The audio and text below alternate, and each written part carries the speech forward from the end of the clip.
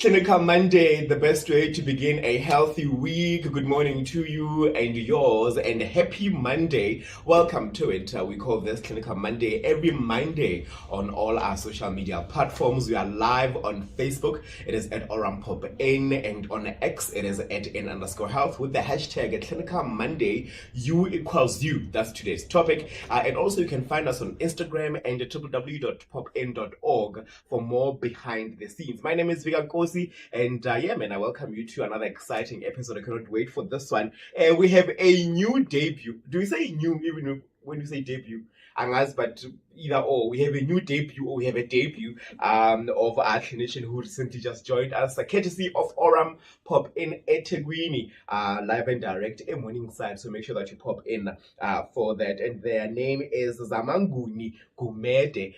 She's joining us to speak to us about U equals you, as we again shine the spotlight on promoting U equals you, and we'll be speaking about that and more. If you want to join the conversation, don't forget to leave your comment on the comment section or questions on the comment section below. Like I said, it is hashtag Clinical Monday, and we'll get your comments through. If you want to send us a voice note, you can also do that, but we'll tell you a bit later on how to do so. But yeah, let's just jump straight into it. Sister Zama, good morning. Morning, how are you? I'm good. How are you? I'm good, thank you. Thank you so much for joining us. Really appreciate it. You're making your first episode. I hope it's not going to be your last. Hopefully it's not. But today we are shedding the spotlight on E equals you. I know we have spoken about it several times with other guests, but let's just go through it one more time. In simple terms, what is U equals you? Okay, U equals to you. It's basically talking into when one is tested HIV positive, if they are taking their treatment diligently and adherently, so they end up being at a point whereby when we take the specimens, it's no longer detectable. I'll just do a quick illustration. We presume that when you come today and I test you, you have a viral load that is high so much into your system. This black navy bits being your actual blood cells, and then the white ones being the actual virus. So if you can see in the mix of everything, the virus is very high at this point. But if you come in and we test you, we don't even do the test initially because we're assuming that it is up to this, right? And immediately you start taking treatment and taking religiously, it starts reducing. It gets to a point whereby you can see now the white is there, but it's not as bad. But if you are religiously taking it, then it comes to this point. And then when you take the sample in the next 3 months of you having started treatment, it gets to a point that you are virally suppressed, meaning now it won't be detectable into your system. So this is why we say it's undetectable. It doesn't necessarily mean that the virus is no longer there, but it can never be transmitted to your partner. So in this case, we mean to say we are reducing the number of the new cases that we'll get if the partners that are already on treatment are adherent to a point of it being undetectable. Oh, got you. Clever way of demonstrating what U equals you is. But it looks like we've been having U equals you, and I want us to also speak about the challenges that you face as a clinician in terms of putting, a couple or an individual on U equals you. But how long have we had U equals you for? It's been here since 2013, where scientific consensus was reached to say for us to get people to be HIV free, we need to look into this and encourage the ones that are already living with the virus and are also on treatment, take it strictly and adherently enough for it not to be able to transmit to their partners. I got you. I want us to then talk about the triple 95. I think we are so closer to the goal or reaching the year where the goals have been set. How is U equals you contributing to the triple 95? Okay, in this case with the 95 target, U is equals to you mainly concentrate on the people that are living with HIV. We were making sure that they are on treatment. So now that we are having them on treatment, are they adherent enough? That is the second 95. And then it means if they're adherent enough, our retention, which is the last 95, is then met, and then they can't transmit the virus. So it now has reduced the chance of the new cases coming up. If these people that are already on treatment are adherent enough, they are retained to care, they come and take their medication religiously, not just collecting it from us, but making sure when they're at home, they take it diligently. Got you. I like when you, as sort of making U equals you touch all these 95. I mean, specifically for the second one, but it sort of like influences the beginning and the last one. Yes. But it is a challenge, though. People come or clients come, they take medication. You test me today, you find out that I am HIV positive. I take medication. I get home, I don't take the medication. I don't, well, like you're saying, religiously, I don't adhere to the medication. What are some of the challenges that you face as a clinician to put people who are not adhere on medication? Actually, for us to get to 95 or to rather it's basically if clients were to get to the understanding that, for instance, if I know, because usually we get people, or most of the time, or some of the time rather, we get people from foreign nationals who'll be probably saying, month end I'm going to Mozambique or wherever I'm going.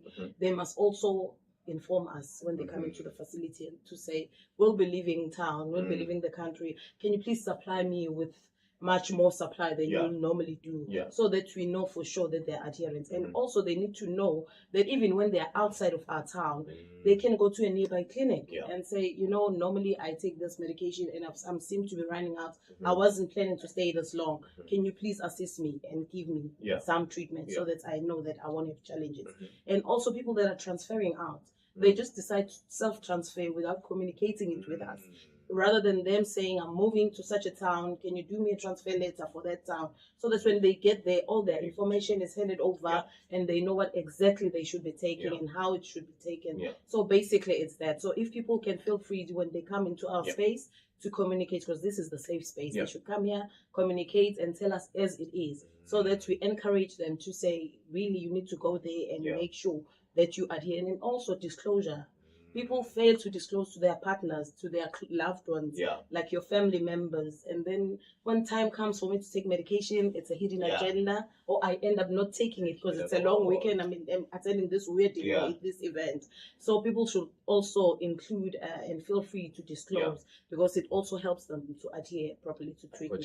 I got you. So adherence all the way through. And I mean, if you move, make sure that you have contingencies in place for you to continue being on treatment. What are some of the questions that you have when it comes to all things U equals U? Please send them through on the comment section below with the hashtag U equals U. Nkosi Zama, we've spoken about the challenge. Let's talk about some of the things that an individual, after finding out you just newly been diagnosed that you have HIV, what can I do, or what can an individual do to stay on medication for them to reach the U equals U? Okay.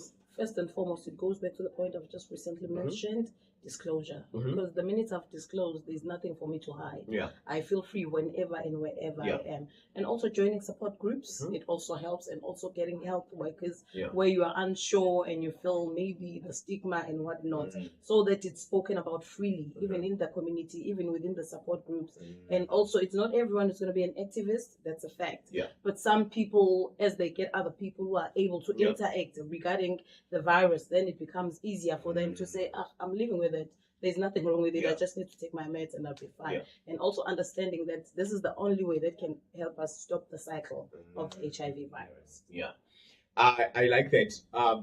Somewhere at one of these conversations we had when we were speaking about U equals U, one clinician said you must also have adherence goals. So there must be a goal that you put at sort of like at the goal post for you to get, to when you get to U equals U, or rather when you adhere, then you are able to reach that goal. So I think that is also another addition to that.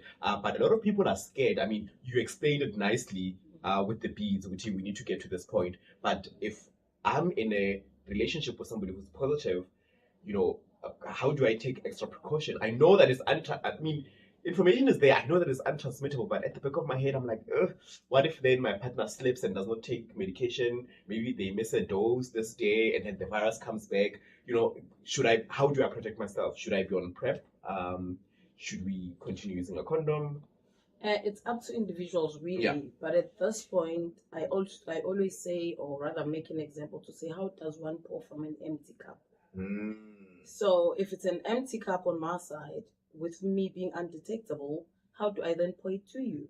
So I always look at it like that. So I always encourage them. But then if one feels maybe I still don't trust, you can take it up to a point, but the other thing is communication Yeah. between you and your partner, and also giving them support, encouraging them, reminding them of the times to take medication, just like anyone taking any other treatment, for other comorbidities. So I always encourage it like that. So people start feeling at ease. Then it's an empty cup. So how do I get it? Fill your cup up so that you are, empty the. You know what I'm saying. I'm trying to get there. Let's talk about benefits before I ruin it any further. What are some of the benefits of you that one can get, especially when they have arrived at the point where their status is you? Okay. The benefits will be, it reduces risk of opportunistic infections, because we know that we end up getting other comorbidities like your TB, like your meningitis. But if we are in treatment, we know that we are healthy enough, and also a long life, seeing generations after generations, because I've been living a healthy life and I'm not infecting other people, and the cycle of HIV will definitely be broken in the future. But only if people adhere. Got you. Adherence, Sister Sama, thank you so much for your time. Great debut. What do you think? Send us through those questions, and I really appreciate your time for this one. Make sure that you check out other episodes. They are put up on our YouTube channel. It is Oram Pop In, and also right here on Facebook at Oram Pop In, and send through your questions. And also, if you want us to speak about any other thing that is challenging you when it comes to all things sexual health, we really encourage you to step up and send through those topics to us. Thank you so much for tuning in. Really appreciate it. Until the next episode, happy streaming. Bye.